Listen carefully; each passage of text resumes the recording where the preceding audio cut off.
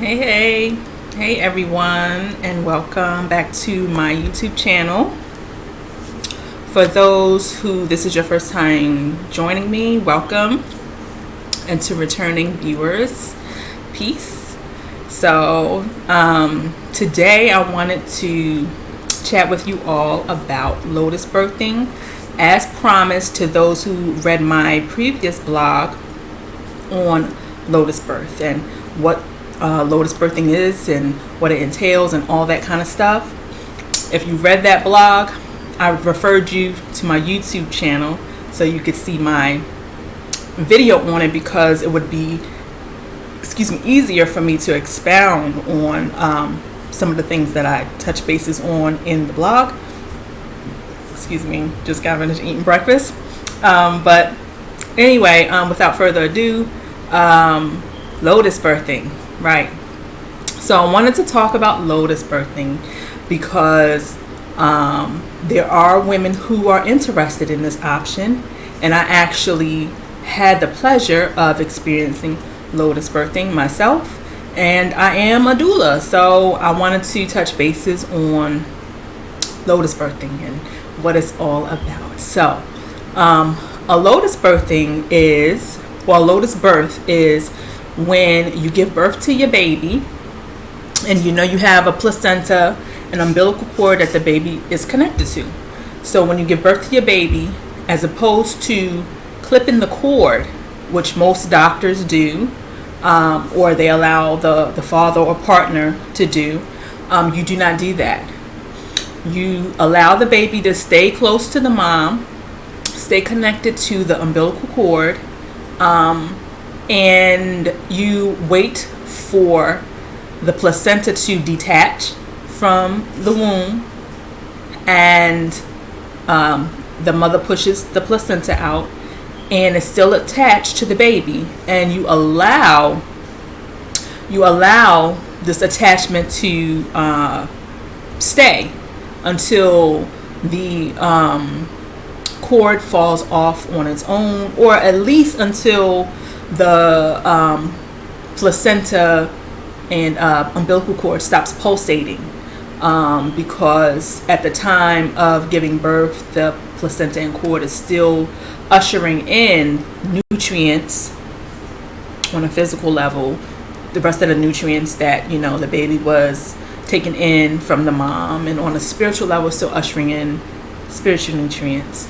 So you with a Lotus birth, you are allowing that process to take place without interruption, and so it's a beautiful experience, a beautiful concept.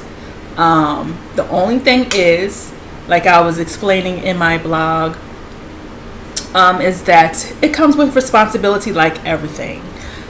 So if this is an option that you are looking to choose, you want to make sure you do research.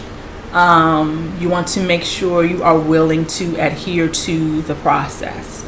And pretty much the process is that you want to be very careful, because you are leaving the baby and the placenta and the cord all attached. So whenever you want to pick up your baby or move your baby from the room, you also have to pick up and carry the placenta too. So you would keep the placenta, what I did was you keep the placenta in a container right beside the baby. Okay, because you can't detach the two. Well, you can, but if you're going with the Lotus birth, you don't. So you keep the placenta right next to the baby, and whenever you want to pick up your baby to feed the baby, hold the baby, whatever the case may be, you have to be very gentle, because you have to remember that the placenta is attached to the baby and you don't want to rip the cord. So that is one aspect of it. The other aspect of it is that you have to be willing to keep it clean. So just like you would keep your baby clean until this cord falls off, because if you don't keep it clean and you don't keep certain herbs and all that kind of stuff over it and all those kind of things to to keep, bacteria from growing and all that kind of stuff, then you're going to deal with the possibility of germs forming and strong odors and all that kind of stuff. So you have a process of cleaning it. So when I decided to go ahead and do this Lotus birth, when I decided that I was going to go ahead and do it, I had done all that reading. I knew what I was up against. I knew about the process, and I was willing to take that on. Once I had the baby and had the baby in the morning, by the nighttime, by close to midnight, if not midnight, I don't want to say it was too much, but I just had concerns because the cord had dried out so much, and it was so hard, and it was so delicate, and just the whole process of constantly having to move the baby and move the placenta at the same time with this very hard and but yet delicate cord. I was just like, okay, it stopped pulsating and all that kind of stuff. I think that I'm just going to go ahead and clip the cord, and that'll be my process.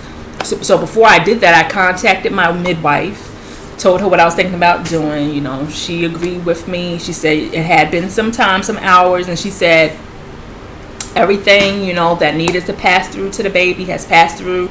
The cord is rock hard. Nothing else is passing through. If you want to, go ahead and clip the cord. So I allowed her father to clip the cord, and that's what we did, and that was the process. So like I said, it was a beautiful experience. It is doable, but it is responsibility. So you just want to make sure that you do the research, and that's something that you want to do. You want to go through with that process. Okay, so that is my time for today, as far as pertaining to what is a Lotus birth and the responsibility and all that kind of stuff. I hope that this video was beneficial and that you learned some information and can apply it to your situation.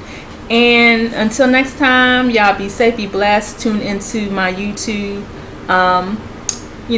For my next video, make sure you hit the subscribe and bell so that you'll be notified when I upload my next YouTube videos.